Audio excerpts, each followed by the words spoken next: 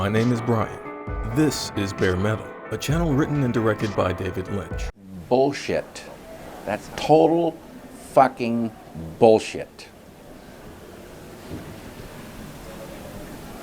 Halloween may have come and gone, but horror lives on.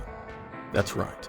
While everyone else is shopping for turkeys and putting up Christmas lights and making pies and shit, you and I are still sitting here thinking about zombies, monsters, and the freakish nightmares that lurk in the deep dank depths of the human soul.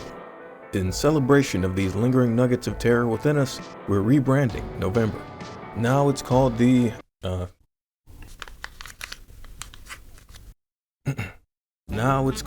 October Plus Premium 30-Day Free Trial. And we're going to celebrate all of the spooky games that didn't get enough love last month. The free trial's almost over, by the way. I finished up my last roundup on the low-poly new wave with a recounting of my experience with Heartworm, a brilliantly executed love letter to all of the big survival horror classics of the 90s. And the demos and games I spent time with this month also have a few flowers to give to Silent Hill and Resident Evil, but each one puts a spin on the ideas of survival and horror to craft a brand new experience. I had a great time playing and learning about all of these different indie titles, and I think you will too. So, let's get into it.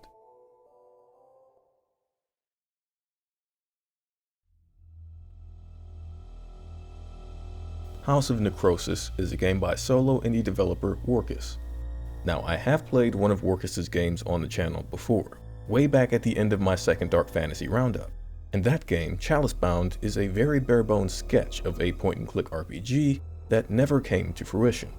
It was unfinished, it was ugly, it was technically and artistically limited in pretty much every aspect. But it was clear from just 15 minutes of playing it that Workus knows how to combine different elements of the player experience to create a dark and memorable world. This one was still in development back when I released that video, but I knew from the early footage and what I encountered with Chalicebound that it would be amazing, because it promised to tie that same rich atmospheric potential to a more refined technical experience. And I was right. Again. But House of Necrosis is its own beast and deserves to be spoken of as such. It's a third-person survival horror roguelite dungeon crawler. You play a young woman whose name I still don't know after an entire playthrough, but names don't matter. Not when you're this goddamn tactical. Our heroine is the sole survivor of a Resident Evil-style team of agents who've entered into a shape-shifting haunted manor, and she'll start off with nothing but a handgun, a knife, and whatever skill you, the player, have. And you'll have to use these wisely if you want to escape and make it back to civilization. Combat and navigation are both turn-based and grid-based, meaning that time only passes when you move or attack. The deliberate pace and top-down nature makes it feel almost like a strategy game sometimes, especially as you learn how enemies move and get a feel for when they're going to strike. But strategizing only gets you so far, because House of Necrosis is a game where everything is variable across runs, and I mean damn near everything. As you'd expect, map layouts are procedurally generated, but items are also beholden to randomization. This includes ranged weapons, melee weapons, and armor. Each of these comes in 4 different rarities: normal, enchanted, magic, and occult. The rarity corresponds to the number of special traits that each weapon can have, with normal weapons having none and occult weapons having 3. For instance, you might find a gun with the golden trait, which increases the amount of money dropped by enemies, or you might get a melee weapon that automatically executes them if their health is low. You can find one that strikes in a pattern of 3 or 4 tiles instead of just 1. You can have all of these different attributes in one weapon if you find an occult item. And you can get some really fun, silly, and game-changing combinations with that. Like in one run, I got a mace that shot bullets.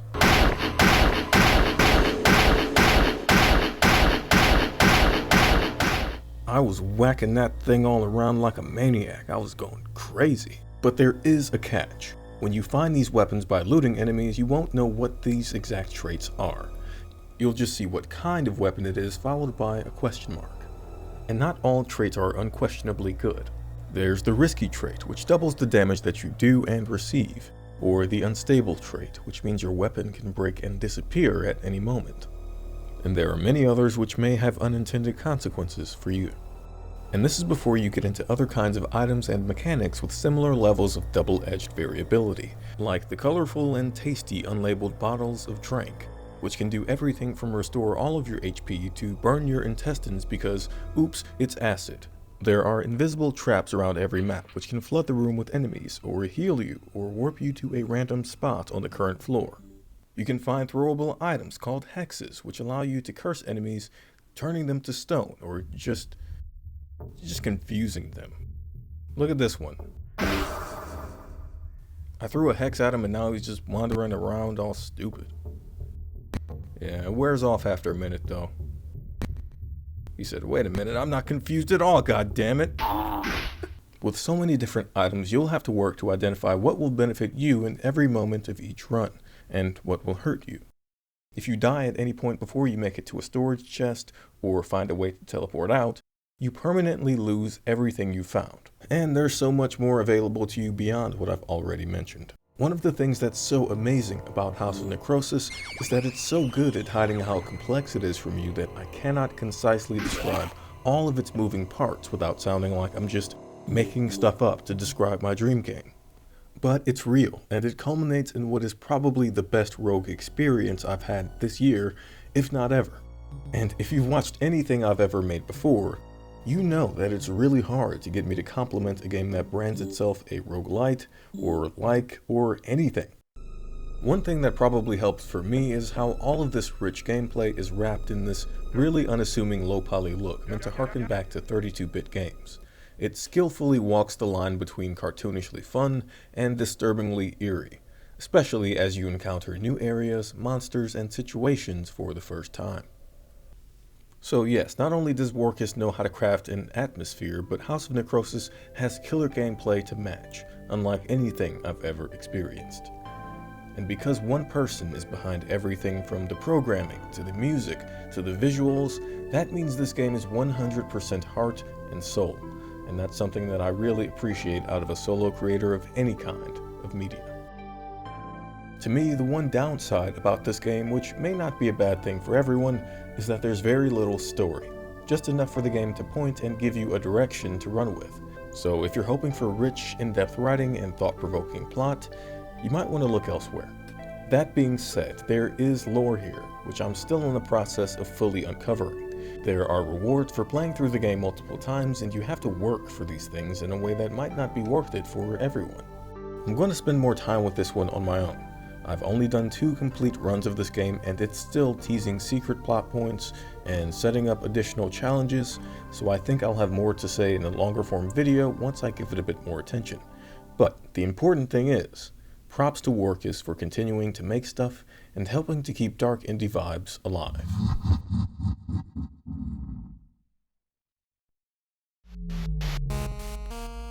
On to a different kind of survival and a different kind of horror, but a title which I found worth including nonetheless. Besmirch is an upcoming game by developer Gangru Games. Currently available in demo state, this is what I'd call the missing link between Faith the Unholy Trinity and Don't Starve. It's a game that is as much about sewing and hoeing as it is about shooting and looting. Besmirch follows the story of our unnamed protagonist as they travel to the namesake town of Besmirch in search of work. And you arrive right on time.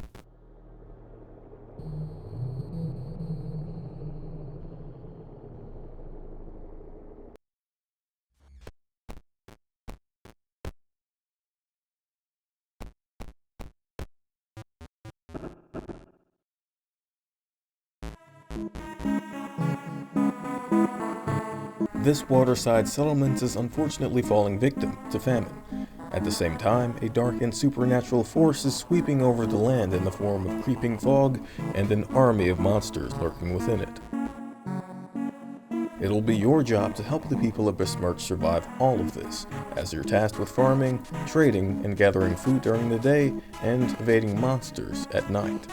And if you're looking at this and you're like, oh well, this doesn't look like it belongs on the list of survival horror games in the tradition of Silent Hill or Resident Evil, yeah, I totally feel you. I mean, look, when I started playing, I sent my little AOL guy out to plant some tomatoes, and I was like, oh, this is baby shit. This is a cute little game for people who can't handle real horror. And then all of a sudden, this happened. The game gave no context except run or hide, and I was like, holy fucking macaroni, I'm going to die. I'm going to die. I'm going to die. I'm going to die. I ran back home and hid under the table like a coward. Then, when morning came, I encountered a young lad lurking outside my house who was saying suspiciously friendly nonsense to me in the most disturbing vocoder voice I'd ever heard. Hi, Mr. Follow me.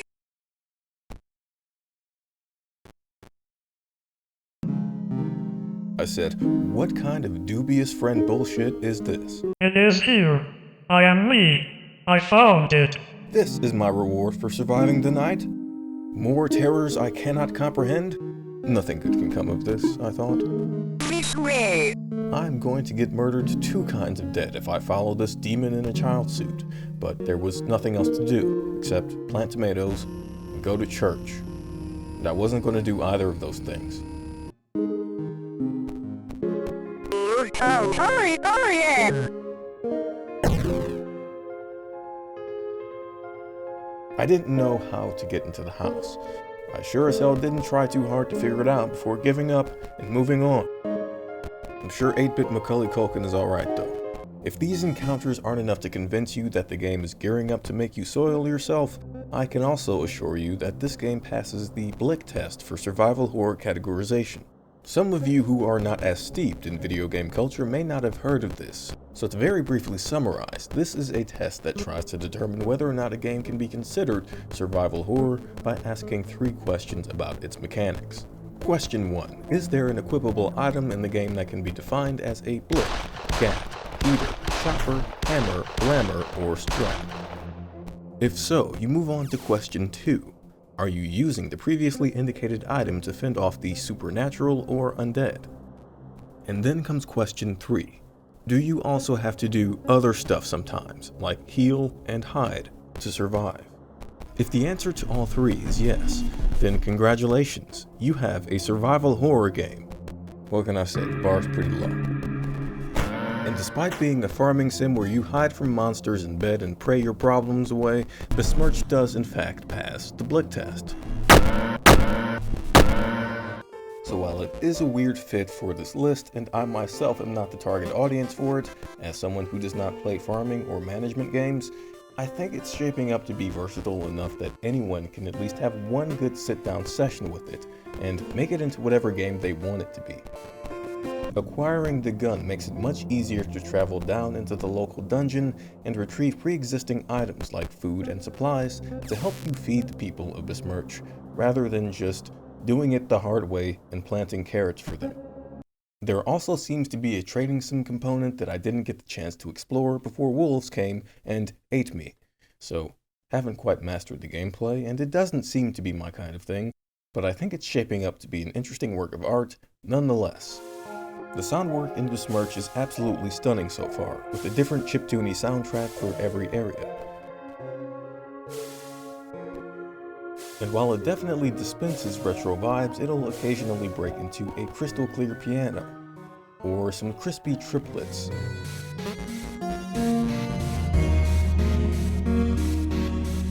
Or a shoegazy sad boy intermission song to remind you that this is a modern game with all of the luxuries and trappings afforded to it.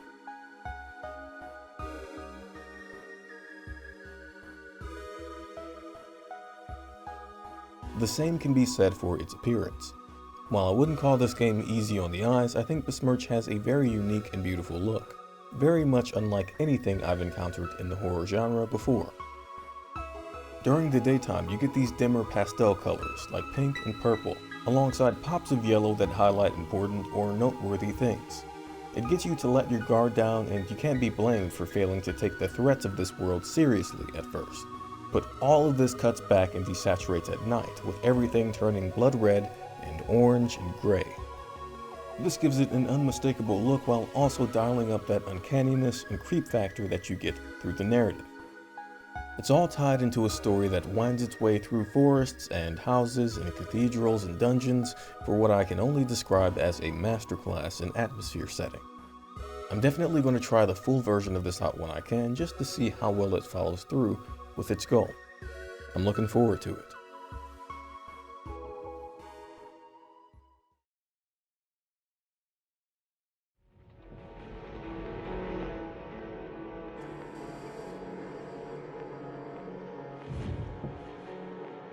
Dead Format is a demo of an upcoming game by Scottish solo dev and environment artist Chris Every, also known as Katana Levy.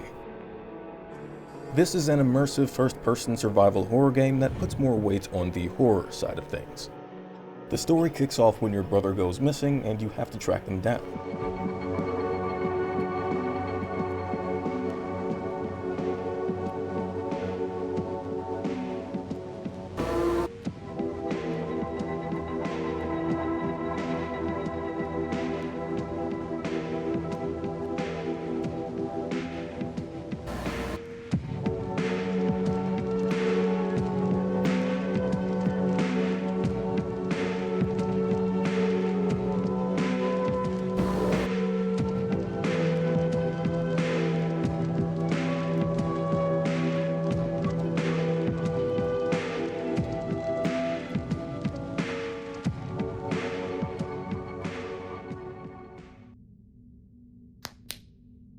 A series of clues laid around his apartment leads you to discover that he's been dabbling in the collection and recording of a strange haunted tape format known as GHLs, or ghouls. These tapes, according to a newspaper article you find on a table, are known for being used to distribute, quote, violent and depraved films. But the truth about GHLs is a lot weirder despite being just as dark. After following the clues left around the apartment, you find the first tape that your brother has left for you. A copy of a movie titled Symphony of a Severed Soul.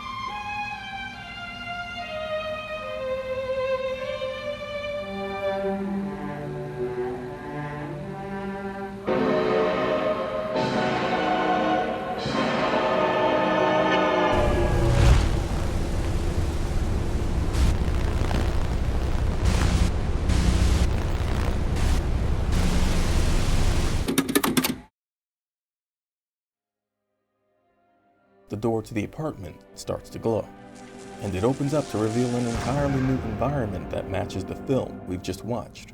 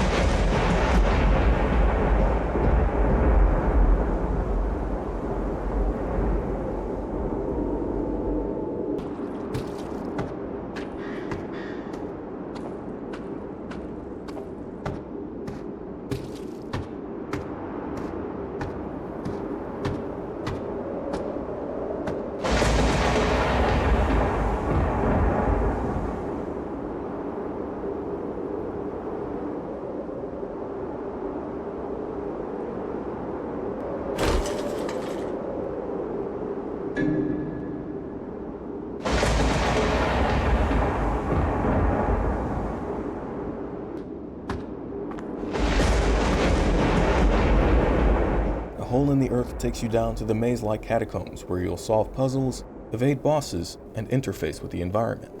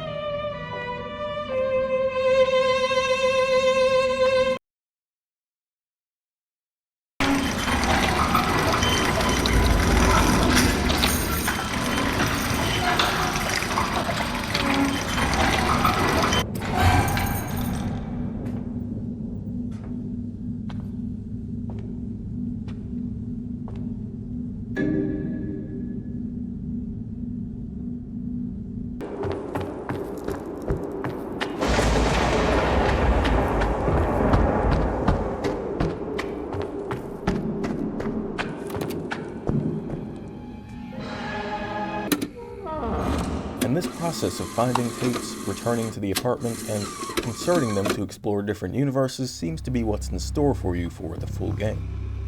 While it seems like only 2 zones are available in the demo so far, they're both super intricate and look to be inspired by different film eras, formats, and cinematic styles.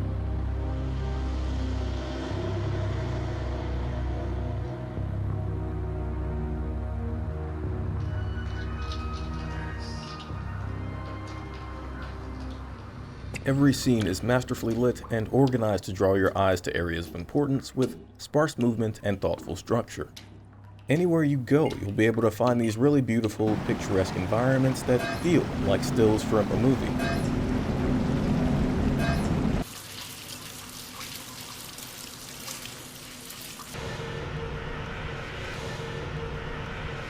On top of that, you have my favorite element, the really creepy sound design, which, when paired with the horrifying character models, really turns out to be something remarkable.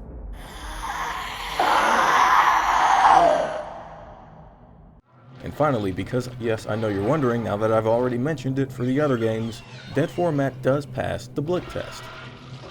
There's a very, very small amount of combat in this game so far, so little that I can't even leave a review of that aspect of things yet, but it seems to be a horrific and terrible experience.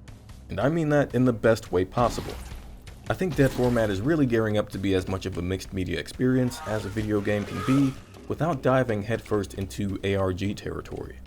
I'm looking forward to this game and exploring others that Katana Levy has made, because I definitely appreciate a dev putting this much cinematic flair into their work. Check out the demo if you think you might as well. 6 godzin w tym zasranym wagonie, żeby sprowadzić Bartka do domu. Pojechał na tydzień napisać reportaż o szemranych interesach lokalnej ubojni. Wczoraj przyszedł faks. To jest głębsze niż ubojnia.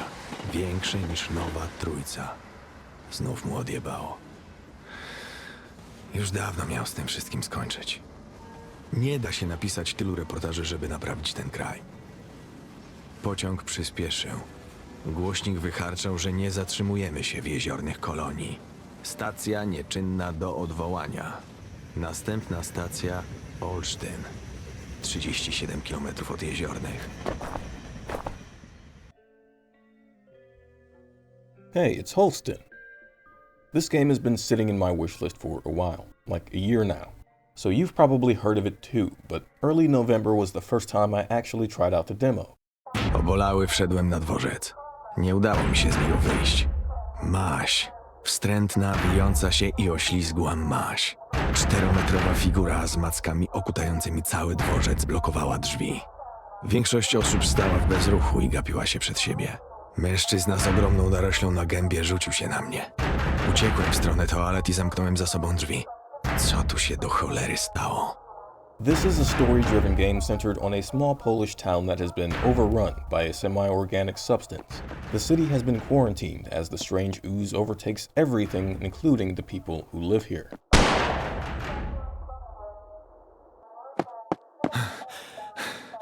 Przepraszam, wszystko w porządku? Pewnie. Świetnie się bawię. Siedzę sobie na kiblu, poranna kupa papierosek. Zastanawiam się, jak zacząć następny dzień. Even those who haven't been directly infected seem strangely content and sedated, giving the whole situation an uncanny and eerie vibe. Pętliczek, co? Hej, ty! Pętliczek czerwony? The characters you encounter and have to work with to get through this place seem stuck in the past, as if everything is still normal and they can't even see the goo infesting everything within its reach. Our main character, Tomasz Wilanski, has decided to come here on his own in search of his friend Bartosz. You'll have to fight through the infected and bargain with the brainwashed inhabitants of this town to get to him. Almost every scene in this game can be viewed from 8 different camera angles, and you'll often have to switch between these to see where you'll need to go and what environmental actions are available to you. The result is a game that feels so much richer, denser, and more thoroughly designed than it otherwise would. Holstin almost feels like it's paying homage to isometric RPGs and modern puzzle games without veering too far away from its survival horror roots. This is especially true when it comes to ranged combat when the game zooms in and you get the classic third-person over-the-shoulder perspective. While this is a gameplay switch-up, it's also just another way to showcase the detail that the devs have put into these environments that you can't get from the bird's-eye view you start with. That said, the shooting itself is kind of rigid and hard to get the hang of. There's also a very tough, timing-dependent melee combat system, and while neither of these are super satisfying, I think it shows a willingness and ability to innovate that you don't always get from smaller creators or studios, or even bigger ones. With the disclaimer that I don't speak Polish, the voice acting from what I can tell sounds really high quality and full of vibrant and diverse personalities. However, the only English localization available for subtitles at the moment seems to be for UK players, which is great most of the time, the writing is stellar, but super weird when you're reading subtitles meant to emulate a Cockney accent while hearing rapid-fire Polish. The thing is, I was in their dressing room and I was like, there was only a little curtain separating us while she had her makeup done, and I started like going, I think I can do this, I think I can do this, and she would have heard it all. It took my smooth, lead-poisoned American brain 5 minutes to even process what was being said.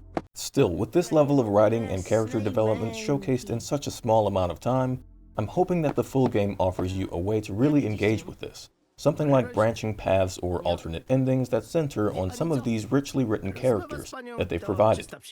I recognize that the final result of this game is probably set in stone, at least from a writing perspective, but they've done such a great job already that it wouldn't surprise me to see them go that extra mile. As it is, Holstin is wonderful, and I closed the demo feeling like I just finished an entire game.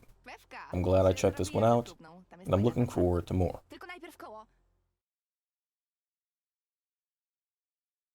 This is another game that a lot of bigger creators have already talked about.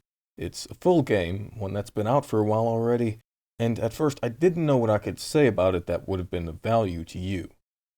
The thing is, I did tease it in the low poly video, so I felt obligated to at least acknowledge its existence and talk about my experience with it, lest I'm accused of baiting too hard.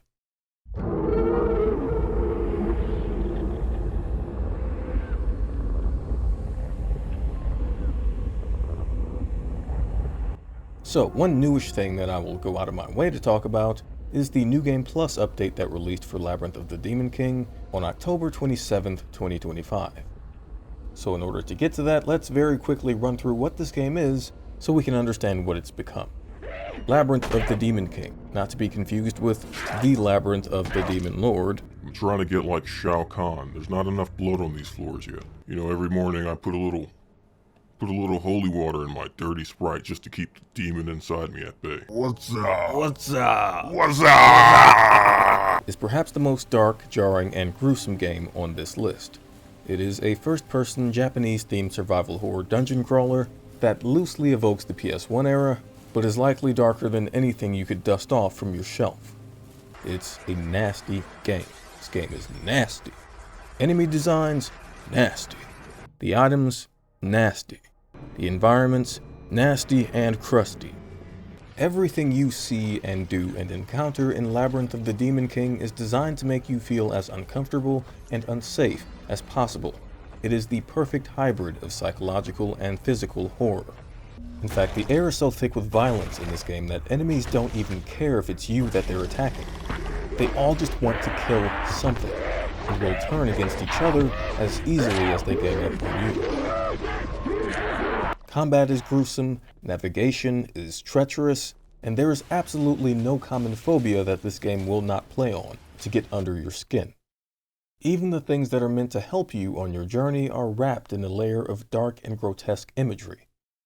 The only way out of Labyrinth of the Demon King requires you to track down and defeat the namesake villain. To enlist the help of people who have absolutely no interest in assisting you. The first person you meet is a woman who explains that if she even thinks about helping you, the Demon King will enact a strange and horrible revenge upon her. The second person is a little old woman who you find skinning a deformed human being alive for meat so that she can make dinner out of him. From her, you get a key to unlock the door behind which she's keeping her mutilated husband captive. A kappa who will act as a blacksmith for you, but will only upgrade your equipment in exchange for shurikodama, which are mythical flesh balls poached from human asses. Yes, this is part of the real folklore. No, I'm not joking, and I will absolutely not explain further. Finally, there is a priest who I can only surmise is here in hell because he's super greedy and only gives you blessings if your broke ass can afford them. I ain't asking for the world here. I'm just asking for an 8-ball and $2 million. They have all accepted that they will never leave this place and are helping you almost with a shrug, believing that you too will make no difference. And it's certainly easy to believe once you understand this world, because there is nothing good in this game. You don't get good things in Labyrinth of the Demon King. Only bad things are around corners, behind doors, or inside containers. Any context the game affords you is drip-fed to you through notes that describe monsters and hellscapes, as well as disturbing pre-recorded cutscenes that happen in the lead-up to major plot points like character introductions and boss fights. Yes, I was uncomfortable my entire first playthrough, and it turned out to be the first game in like 15 years that has actually made me physically lurch back in my seat from a jump scare. And the psychological torture is also real. There is a staircase at the end of the game that feels endless.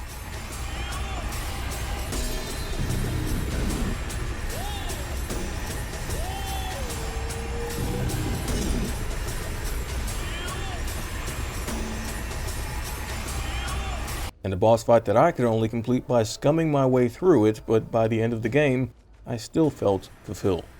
I survived the nightmare while accomplishing everything that the game asked of me.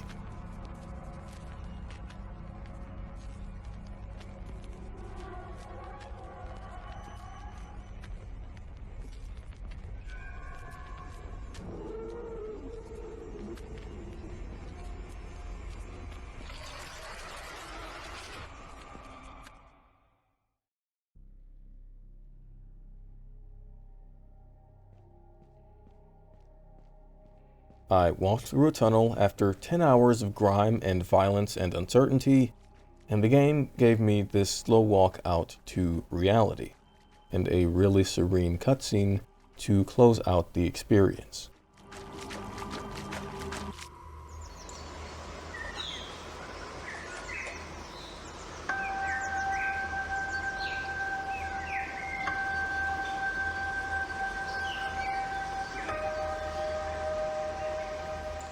But the New Game Plus update promised new enemies, items, and answers for all of the things that leave you wondering after your first run.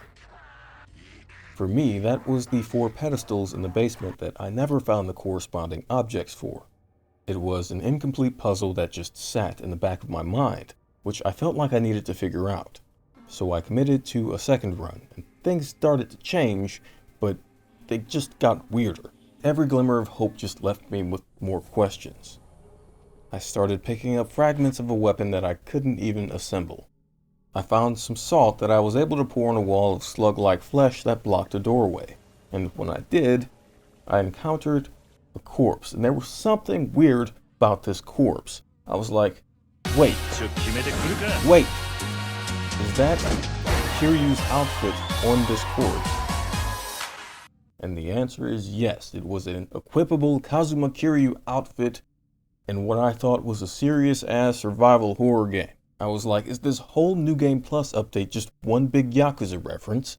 And it turns out, no, it's not. There is more substance. But you bet your ass I wore that Kiryu outfit for the rest of the run, and I was a little bit mad about it.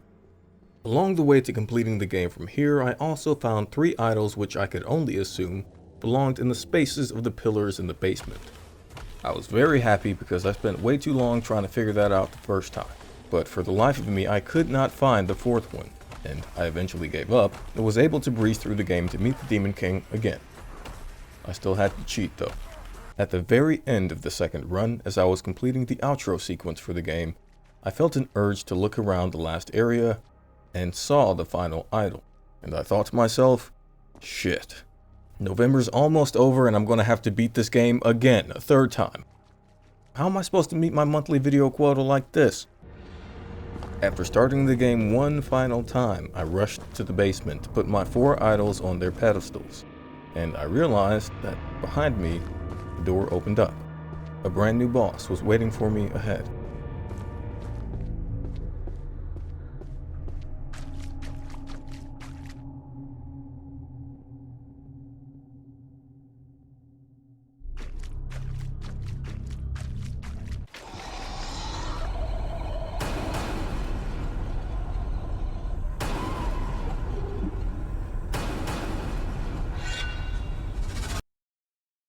took a few deaths, but after some trial and error, I was finally able to beat this new creature. Once I did, a door to a nearby tomb opened up where I found some snazzy looking armor and a 4-barrel musket. From here, the run of the game was pretty much identical, and there wasn't much more new content after this.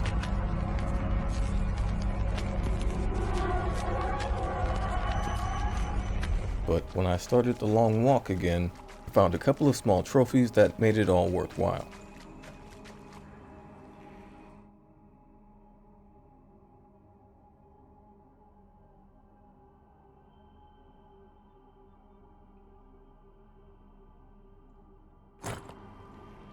I still have a couple of questions and so a couple of reasons to get back into this game in the future.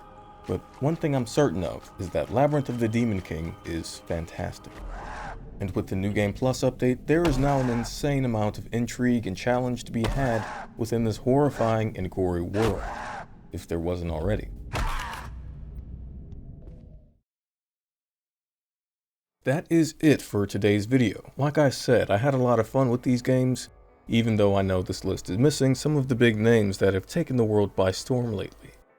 I promise, I'm slowly but surely getting to those, but I'm really grateful to have the chance to try out all of these different titles from so many new, upcoming, and underground creators.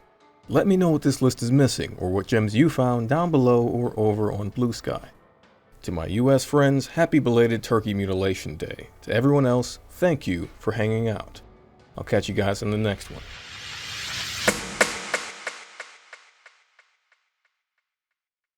Hard to believe I've been doing this for almost a year now. I think we gotta spice year 2 up a little bit. You ready?